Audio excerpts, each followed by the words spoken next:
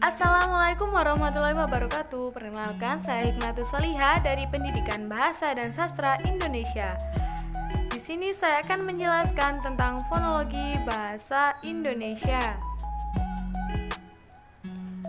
Fonologi adalah ilmu yang mempelajari bunyi bahasa. Fonologi secara etimologi berasal dari kata fon yang artinya bunyi dan logi yang berarti ilmu. Fonologi merupakan bidang linguistik yang mempelajari, menganalisis, dan membicarakan runtunan bunyi-bunyi bahasa. Dalam fonologi terdapat fonetik dan fonemik. Yang pertama, fonetik adalah cabang linguistik yang meneliti bunyi-bunyi bahasa tanpa melihat apakah bunyi-bunyi itu dapat membedakan makna atau tidak. Fonetik memiliki 3 jenis, yaitu fonetik artikulatoris, fonetik akustik, dan fonetik auditoris. Yang pertama, fonetik artikulatoris disebut juga fonetik organis atau fonetik fisiologis yang meneliti bagaimana bunyi-bunyi bahasa itu diproduksi oleh alat-alat ucap manusia. Yang kedua, fonetik akustik. Fonetik akustik mempelajari bagaimana bunyi-bunyi bahasa menurut aspek-aspek fisiknya. Yang ketiga, fonetik auditoris.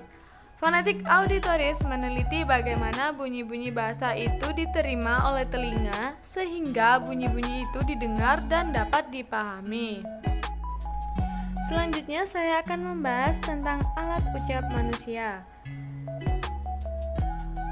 Dalam mempelajari bunyi bahasa melibatkan 25 alat ucap yang terdiri dari paru-paru, batang tenggorokan, pangkal tenggorokan, pita suara, krikoid, lekung atau tritoid, aritenoid, dinding rongga kerongkongan, epiglotis, akar lidah, pangkal lidah, tengah lidah, daun lidah, ujung lidah, anak tekak, langit-langit lunak, langit-langit keras, gusi, gigi atas, gigi bawah, bibir atas, bibir bawah, mulut, rongga mulut, dan juga rongga hidung.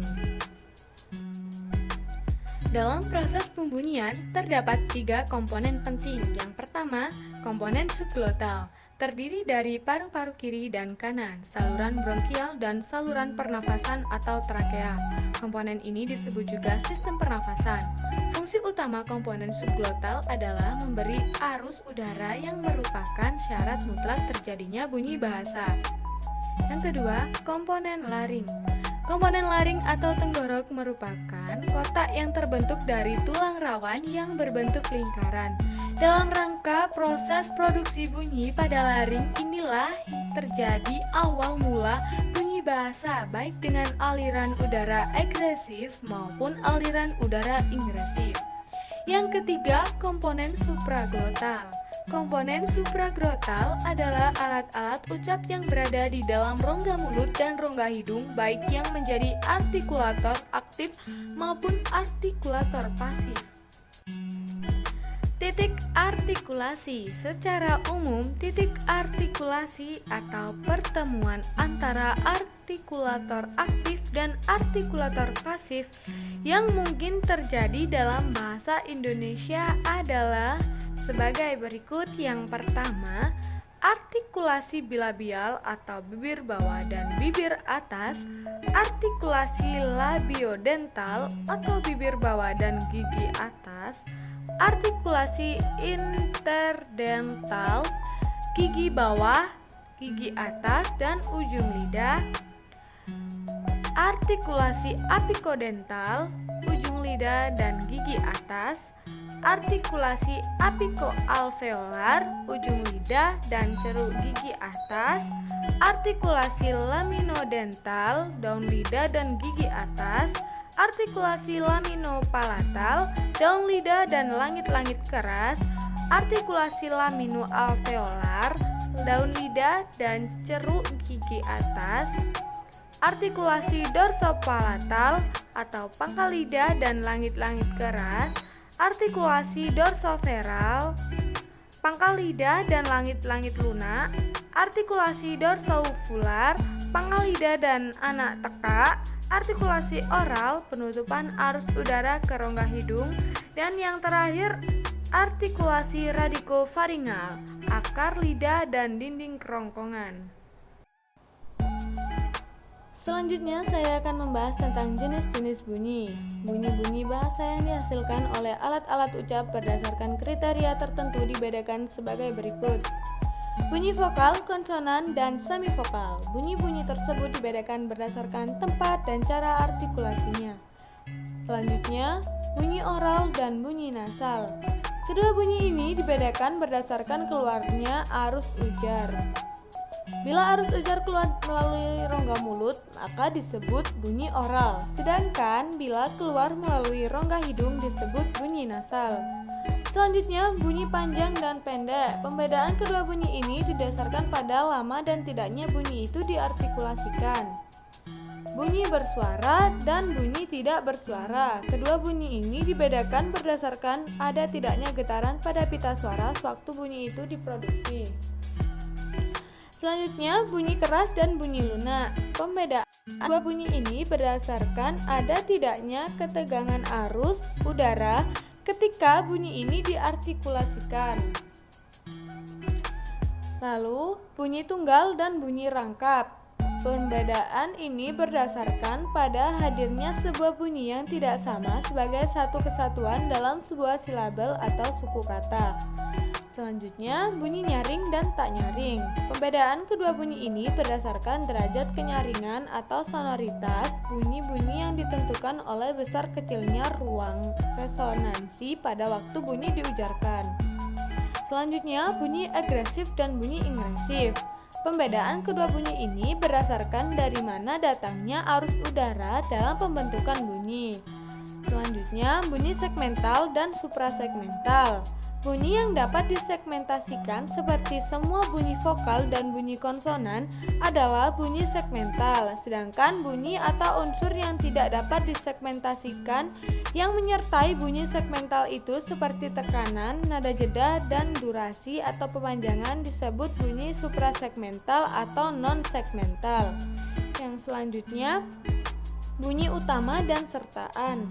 Dalam penuturan, bunyi-bunyi bahasa itu tidak berdiri sendiri, melainkan saling berpengaruh baik dari bunyi yang ada sebelumnya maupun dari sesudahnya. Bunyi vokal dan bunyi diftong.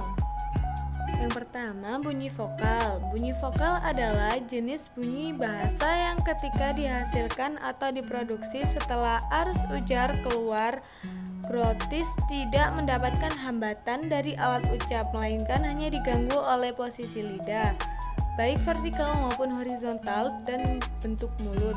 Bunyi vokal dapat diklarifikasikan sebagai berikut. Tinggi rendahnya posisi lidah, maju mundurnya lidah, struktur, dan bentuk mulut. Selanjutnya, bunyi diftong. Konsep diftong berkaitan dengan dua buah vokal yang merupakan satu bunyi dan satu silabel. Namun, posisi lidah ketika mengucapkan bergeser ke atas atau ke bawah. Berikut ini macam-macam diftong. Diftong naik terjadi jika vokal yang kedua diucapkan dengan lidah menjadi lebih tinggi daripada yang pertama. Diftong turun terjadi bila vokal kedua diucapkan dengan posisi lidah lebih rendah daripada yang pertama. Diftong memusat terjadi bila vokal kedua diacu oleh sebuah atau lebih vokal yang lebih tinggi, juga diacu oleh sebuah atau lebih vokal yang lebih rendah. Selanjutnya, bunyi konsonan. Bunyi konsonan dapat diklarifikasikan berdasarkan tempat artikulasi, cara artikulasi, bergetar tidaknya pita suara. Lalu, unsur suprasegmental. Unsur suprasegmental dapat diklarifikasikan sebagai berikut. Yang pertama ada tekanan. Tekanan atau stres menyangkut masalah keras lemahnya bunyi. Yang kedua, nada. Nada atau pitch berkenaan dengan tinggi rendahnya suatu bunyi. Yang ketiga, jeda atau persendian. Jeda atau persendian berkenaan dengan hentian bunyi dalam arus ujaran. Disebut jeda karena adanya hentian dan disebut persendian karena di tempat perhentian itulah terjadinya persambungan antara dua segmen ujaran. Yang selanjutnya ada silabel. Silabel atau suku kata adalah suatu ritmis terkecil dalam suatu arus ujaran. Suatu silabel biasanya melibatkan satu bunyi vokal atau satu bunyi vokal yang satu konsonan lebih. Nah, yang selanjutnya adalah fonemik. Fonemik adalah cabang kajian fonologi yang mengkaji bunyi-bunyi bahasa dengan memperhatikan fungsinya sebagai pembeda mana atau kata. Dalam fonemik, saya akan membahas tentang distribusi fonem bahasa Indonesia, gugus fonem dan deret fonem, perubahan bunyi atau fonem bahasa. Yang pertama, distribusi fonem bahasa Indonesia. Yang dimaksud dengan distribusi fonem adalah letak atau beradanya sebuah fonem di dalam satu ujaran yang disebut morfem. Secara umum, fonem dapat berada pada posisi awal kata, di tengah kata, maupun di akhir kata. Selanjutnya, gugus fonem dan deret fonem. Gugus fonem adalah dua buah fonem yang tetapi berada dalam sebuah silabel atau suku kata.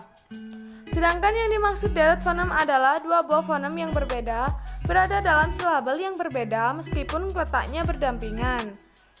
Yang terakhir, perubahan bunyi atau fonem bahasa. Di dalam praktik tertutur, fonem atau bunyi bahasa itu tidak berdiri sendiri, melainkan saling berikatan di dalam satu runtunan bunyi. Oleh karena itu, secara fonetis maupun fonemis, akibat dari saling berkaitan dan pengaruh bunyi itu bisa saja berubah. Penyebab perubahan bunyi tersebut antara lain akibat adanya koartikulasi. Koartikulasi ini terjadi karena sewaktu artikulasi primer untuk memproduksi bunyi pertama berlangsung, alat-alat ucap sudah mengambil ancang-ancang untuk membuat atau memproduksi bunyi berikutnya. Akibatnya, bunyi pertama yang dihasilkan agak berubah mengikuti ciri-ciri bunyi kedua yang dihasilkan. Pengaruh bunyi lingkungan. Akibat pengaruh bunyi lingkungan akan terjadi dua peristiwa perubahan, yaitu asimilasi dan disimilasi. Yang dimaksud asimilasi ialah perubahan bunyi secara fonetis akibat pengaruh yang berada sebelum atau sesudahnya. Disimilasi merupakan proses kebalikan dari asimilasi. Jika dalam asimilasi dua buah bunyi yang tak sama diubah menjadi sama, maka di dalam hal ini asimilasi dua buah bunyi yang sama diubah menjadi dua bunyi yang berbeda atau tak sama struktur. Penyebab lain terjadinya perubahan adalah akibat distribusi. Yang dimaksud dengan distribusi adalah letak atau tempat suatu bunyi dalam satu ujaran. Dalam distribusi ini akan terjadi perubahan bunyi yang disebut aspirasi, pelepasan, pemaduan, harmonisasi vokal, dan netralisasi. Selanjutnya, akibat proses morfologi. Perubahan bunyi akibat adanya proses morfologi lazim disebut dengan istilah morfofonemik atau morfofonologi. Dalam hal ini terjadi proses pemunculan fonem, pelepasan fonem, penurunan fonem, pergeseran fonem, dan perubahan fonem sektetwer. Dan yang terakhir, akibat dari perkembangan sejarah. Perubahan bunyi ini berkenaan dengan pemakaian sejumlah unsur leksikal di dalam masyarakat dan budaya. Perubahan yang terjadi dengan perkembangan sejarah pemakaian bahasa ini antara lain terjadinya kontradiksi atau penyingkatan, metatesis, diftongisasi, monoftongingasi, dan yang terakhir anatiksis. Nah, itu tadi merupakan pembahasan mengenai fonologi. Sekian presentasi yang dapat saya sampaikan, kurang lebihnya mohon maaf. Wassalamualaikum warahmatullahi wabarakatuh.